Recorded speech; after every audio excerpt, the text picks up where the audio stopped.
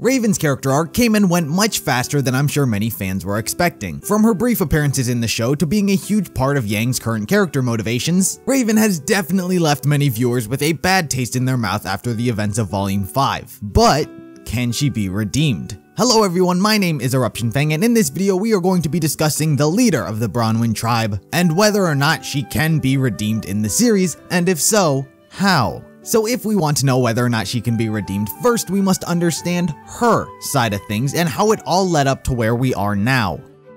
It's no secret that Yang holds a continued distaste for her mother for walking out on both her and Tai Yang all those years ago. As it currently stands, we don't have any sort of backstory on Raven or her time during Team Stark. The only thing we do know about Raven's past is that her and her brother Crow attended Beacon Academy with the intent of learning how to kill huntsmen. The two were already fully capable of handling themselves against mindless monsters, but they needed a way to defend against the human threat that faced their tribe. It was at some point here when Raven and Tai Yang would end up getting together and having Yang. It was shortly after her birth that Raven had left both her daughter and lover. This was truly the first instance of Raven doing something wrong in the eyes of the audience. With no current motivation for why she would do this, many fans chalked it up to Raven being a terrible mother. Due to her mother's disappearance from her life, Yang had decided to track her down and find out why she left her family. The mystery of her mother's actions is what drove Yang's motivation for the majority of her life. That made Yang's actions, however, in Volume 5, much more questionable. Despite the fact that Yang had spent so much time trying to find her, when she finally does, she no longer cares. She's not hanging on the thought of why she left, all that she's concerned with is that she left. The response to this from the fans was met with a very positive reception. People cheered on Yang for telling off her mother who left her, but should that have been the response? The why of why someone left should be far more important than the fact that they left. Yang didn't seem quite interested in learning, nor did Raven seem that interested in telling. If there's a reason that Raven left, then that should be the far more important detail to dwell on here. We haven't been given any concrete reason for why she did leave. All that fans assume is that she thought the tribe was more important. There was never an actual statement that that's the sole reason Raven left. In the theory that Crow is Ruby's dad, everyone gives Crow an immediate pass for leaving Ruby alone because of his bad luck. No one chastises him because they believe he had a reason to leave. With Raven, everyone assumes that there was none, that she just looked at a newborn baby and thought she's not strong and then left. Fact of the matter is that the why of why Raven left is still unanswered. Yang arrived at the camp and didn't say, "Why did you leave us?" She said, "I don't care why you left, take me to Ruby." As Crow described, the tribe used to be full of murderers and thieves, but it would seem that as Raven took command, they became more Darwinistic. Darwinism is the idea of natural selection, the strong survive and the weak die. Raven's beliefs come from the idea of strength, but as we learned in Volume 5, not everyone views her this way. Lionheart had told her to her face that it was not strength that was driving her, it was cowardice. She was scared much like him. She wants to live much like him. She can call it whatever she wants because fact of the matter is that they're both cowards. This does not seem to be the case in every sense, as it was just relevant to the scenario both of them were currently put into in having to assist Salem. Raven and her tribe's reputation was still very widely renowned. Cinder had even heard of how smart and skilled of a fighter she was, which was proven to be true.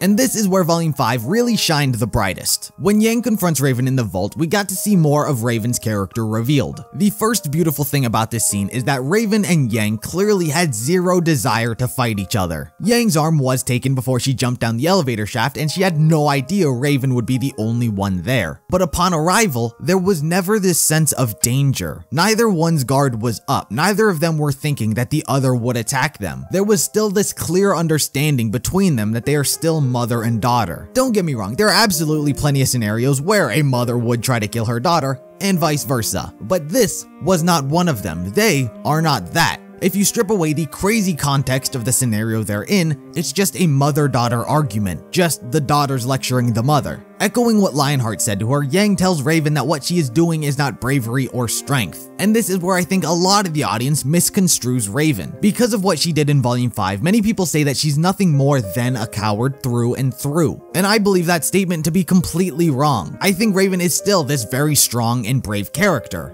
just not when it comes to Salem. Salem is someone Raven seems to truly fear, but that doesn't mean Raven's entire character is all of a sudden a coward. She wasn't scared to take on Neo or Cinder. The reputation she's built up isn't a facade, but it's the fact that she has too much pride to admit that she fears Salem is what makes people call her a coward. And that's why she and Yang argue here. Yang knows she's scared of Salem, so she presents her with two options. She can take the relic and know that Salem will forever be hunting her and her tribe, or she can let her daughter take it, thus putting herself out of harm's way. Raven ultimately decides to let Yang take the relic because she values her own life more than her daughter's. Yang cries because this is now the second time her mother abandoned her, but this time, she knows the reason she left.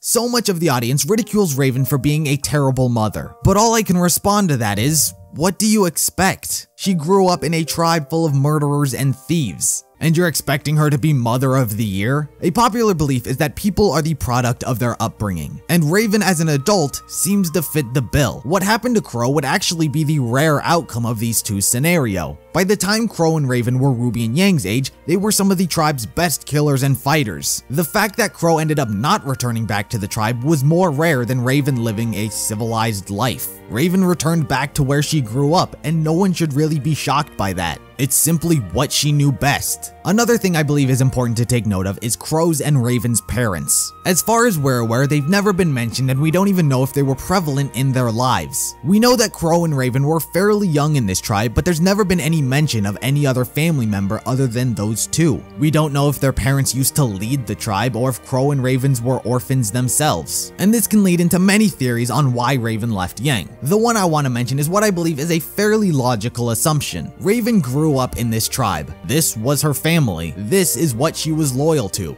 Enter Tai Yang. Raven, even in current day, doesn't seem to have any real problem with him. She doesn't speak ill of him, and the only gripe she seems to have is that he trusts Ozpin. Clearly, Raven cares for him enough to have a portal bonded to him. So they had Yang, and all of a sudden, they're a family. But the idea of a family can vary from person to person. Yeah, the log house with a flower garden out front is appealing to some people. But let me ask you, does that fit Raven's character?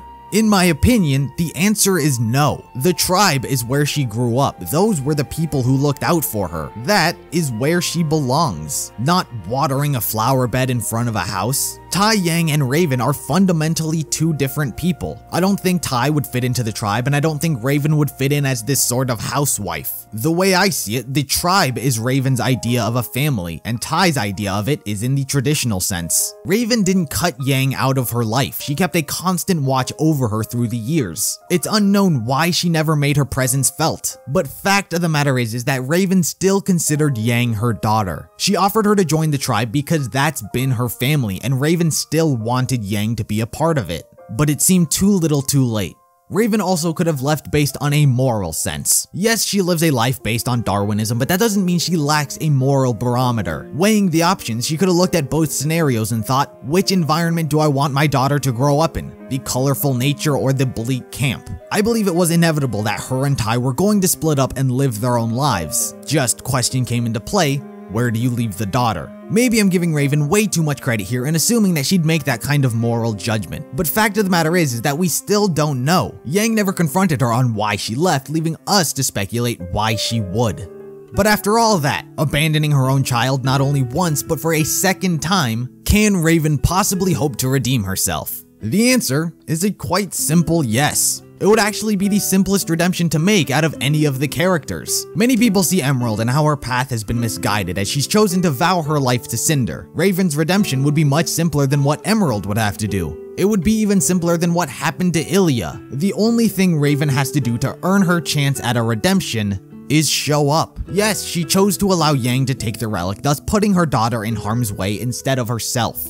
But for a shot at redemption, all Raven would have to do is protect Yang from that danger. If ever Yang were in a life-threatening situation, so long as Raven show up, she can redeem herself. Now hold on a second. You're telling me that so long as Raven comes to the aid of Yang when she needs it, everything will be all fine and dandy? No, of course not. It shouldn't be that simple from both the narrative side of things as well as the character side of things. Raven still did abandon Yang for the majority of her life. She did end up valuing her own life over her daughter's, even if it were a small error in judgment. Everything should not be all sunshine and roses if Raven comes back to save her daughter. It shouldn't be like what happened to Ilya. Ilya went through no kind of punishment or struggle. Raven has a lot to answer for, but the first step in it all is re-entering herself into Yang's life and showing her that despite the fact that she values her own life, she values her daughter's more.